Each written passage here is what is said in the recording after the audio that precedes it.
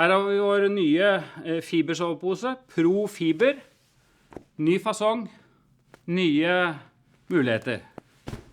Vi har gjort noen endringer, og noe av det første vi gjorde var å se litt på fasongen på soveposen. Det er fortsatt en mumifasong, sånn at den skal være minst mulig volum å kunne ta med seg, men vi har gjort den litt breiere enkelte steder, og så har vi beholdt bredden litt mer, så den er litt romsligere.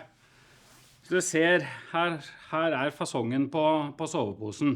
Det andre vi har gjort er å endre hettedelen litt, sånn at hetta er blitt litt smalere, litt mindre, mer som en jakkehette. Sånn at når du drar igjen glidelåsen, så har du akkurat passe hull her oppe til at du får luft, men ikke føler deg helt inneklemt. Fotenden, der beholder vi samme type design som vi har hatt i noen år, hvor du har en firkantet fotboks som er litt breiere i toppen. Det er særlig bra for de av oss som ligger på ryggen. I tillegg så har vi flyttet glidelåsen litt høyere opp. Men tidligere så satt glidelåsen i sømmen her nede. Nå har vi flyttet den litt høyere opp fra bakken. Så da er vi litt lenger unna en kald bakke, så det er litt bedre isolasjon. Samtidig så er det mye lettere å finne glidelåsen når den er her, kontra det når den er her ute. Så det er lettere å finne glidelåsen og åpne og lukke. Glidelåsen sitter også i toppen av en vegg, så på begge sider av soveposene så er det en vegg som gjør at du får en litt mer tredimensjonal fasong innvendig i posen. Du får litt mer volum der du har behov for det. Og så får du litt mindre volum helt ytterst der du ikke får utnyttet det uansett. Hvis den ser på hodeåpningen, så mangler det snor utvendig. Og det er det en god grunn til. Vi har fortsatt snora, men du kan tenke deg når snora sitter på utsiden av soveposen, og det begynner å bli kaldt, så tar du hendene opp på utsiden av posen, og så strammer du her, og da pumper du ut masse varmluft. Så i stedet så har vi tatt og flyttet hodeåpningen til under nakkelukkinga. Her sitter snora som du lukker soveposen med, og så kan jeg stramme den helt, lukke igjen. Og da har du det sånn. Så du behøver altså ikke flytte hendene utenfor soveposen. Alt kan skje inne i soveposen herfra.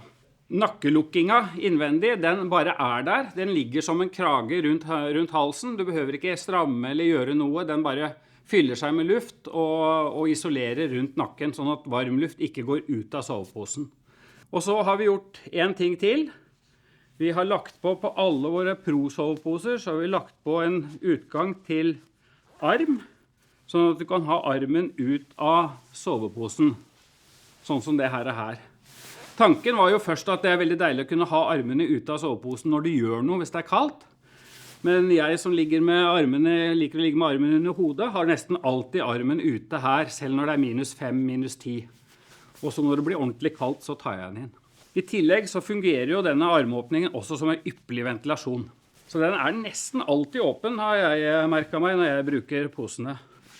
Og så selvfølgelig, vi har ikke bare én arm, men vi har 2 armer, så vi har muligheten til å ta ut arm på andre siden også, sånn at venstrearmen kommer ut. Og da har vi 3 glidere på glidelåsen. 1, 2, 3, så da lukker du igjen soveposen, og så kan du flytte de 2 glidelåsene her, og så kan de korrespondere, og så har du utgang til arm på begge sider. Da har du litt mer glider å flytte på, men som regel så har du denne åpen hele tiden. Men her kan man også sitte inne i soveposen, enten lese kart eller sitte inne og lage mat, uten å måtte ta av seg soveposen i det hele tatt. Så de nye tingene på soveposene nå er ny endret fasong, som er en unisex-fasong, som er helt ypperlig både til herre og til dame. Så har vi litt mindre hette, men litt mindre hetteåpning, så gjør det at du holder hodet varmere.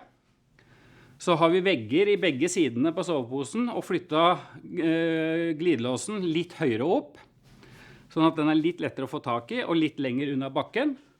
Og så har vi åpning for armer på begge sider.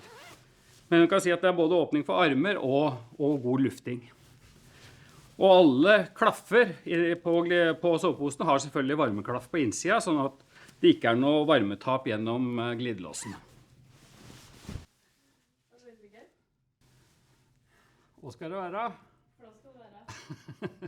Gå litt sånn fremover.